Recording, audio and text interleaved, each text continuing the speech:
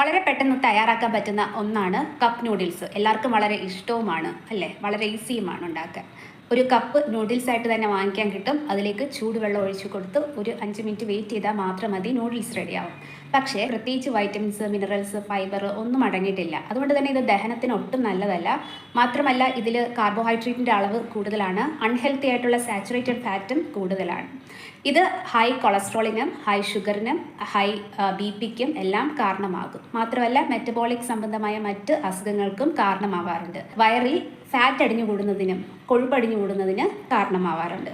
സ്ഥിരമായിട്ട് ഇത് കഴിച്ചു കഴിഞ്ഞാൽ അല്ലെങ്കിൽ ആഴ്ചയിൽ 2 പ്രാവശ്യമെങ്കിലും റെഗുലറായിട്ട് കഴിക്കുന്നവരാണെങ്കിൽ മെൻ്റൽ ഡിപ്രഷൻ, ആങ്സൈറ്റി പോലുള്ള അവസ്ഥകളും വരാം. ഇതിൽ ബിസ്ഫിനോൾ എ എന്ന ഒരു കണ്ടന്റ് അടങ്ങിയിട്ടുണ്ട്.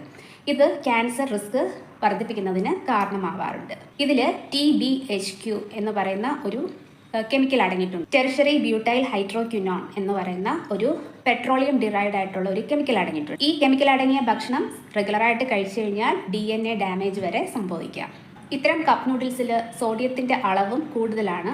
അതുകൊണ്ട് ബ്ലഡ് പ്രഷർ വർദ്ധിക്കാം. മാത്രമല്ല ഒരുപാട് അളവിൽ സോഡിയം കഴിക്കുന്നത് മൊത്തത്തിൽ ശരീരത്തിന് അത്ര നല്ലതല്ല. അമിതമായിട്ട് വണ്ണം വയ്ക്കുന്നതിനും ഒക്കെ അത് കാരണമാവാറുണ്ട്. ഇടിമ പോലുള്ള അവസ്ഥകളൊക്കെ വരാം. മാത്രമല്ല ഒരുപാട് അളവിൽ മറ്റ് പ്രിസർവേറ്റീവ്സും ആഡഡ് ഫ്ലവേഴ്സും ഒക്കെ ഇതിൽ ഉണ്ട്. മോണോസോഡിയം ഗ്ലൂട്ടാമേറ്റ് അടങ്ങിയിട്ടുണ്ട്.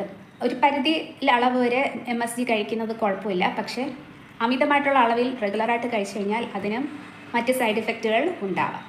ഇത് ഹൈ കലോറിയും ലോ ന്യൂട്രീഷണൽ വാല്യൂമാണ്. പ്രത്യേകിച്ച് ഇതിൽ മിനറൽസോ വൈറ്റമിൻസോ ഒന്നും അടങ്ങിയിട്ടുമില്ല.